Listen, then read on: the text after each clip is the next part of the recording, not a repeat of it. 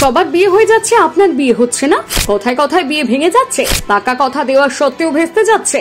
তার মানে বুঝে নিন আপনার বিয়েতে দোষ লেগেছে। কেউ ইচ্ছে করে কিংবা গোপন শত্রু আপনাকে বান মেরেছে। কিভাবে বেরিয়ে আসবেন এই বিপদ থেকে, কি কি করতে হবে দেখুন। জন্ম মৃত্যু বিয়ে 3 বিধাতা নিয়ে। তবে জন্ম মৃত্যু ভগবানের হাতে থাকলেও বিয়ে কিন্তু সবসময় ভগবানের হাতে থাকে না।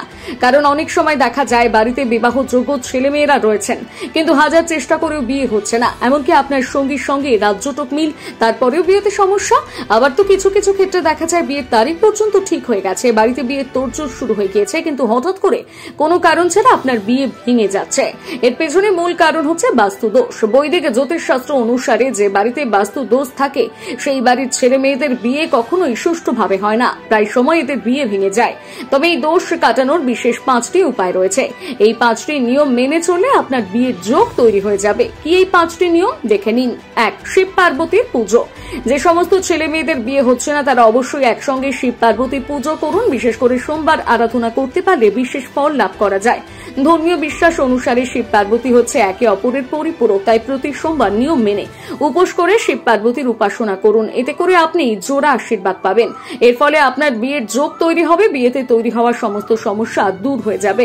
2. ভুল দিকে ঘুমাবেন না। বাস্তুশাস্ত্র অনুসারে ভুল দিকে মাথা রেখে ঘুমোলে বিয়ে হতে দেরি হয়।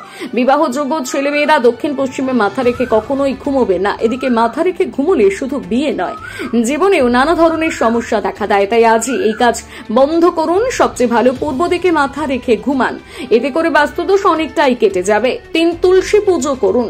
শ্রীকৃষ্ণের পরম প্রিয় পাত্রী হচ্ছেন তুলসী, তাই নিজের বিয়ের ভাগ্য খুলতে হলে তুলসী দেবীকে তুষ্ট করুন। প্রতি বৃহস্পতিবার ব্রহ্ম মুহূর্তে ঘুম থেকে উঠে তুলসী গাছের পুজো করুন। এমনকি সন্ধেবেলায় ভগবান বিষ্ণুর নামে ভোগ নিবেদন করুন। কিন্তু এদিন ভুলেও কোনো আমিষ আহার করবেন না, নইলে আরো সমস্যা তৈরি হতে পারে। প্রতি বৃহস্পতিবার নিয়ম মেনে এই কাজ করতে পারলে খুব তাড়াতাড়ি আপনার বিয়ের স্বপ্ন পূরণ হবে। 4. ঘরের রং।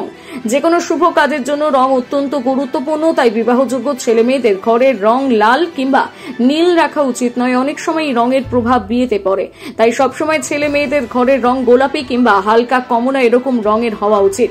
বিশেষ করে মেয়েদের জন্য এই রং বিয়েতে ইতিবাচক ফল তৈরি করে। 5. লোহা। ঘুমানোর সময় মাথার কাছে কখনোই কোনো লোহার জিনিস রাখবেন না, কারণ এর ফলে নেতিবাচক শক্তির উত্থান ঘটে। তাই ঘুমানোর সময় আপনার বিছানার চারপাশে যেন লোহার জিনিস না থাকে, এই বিষয় খেয়াল রাখুন।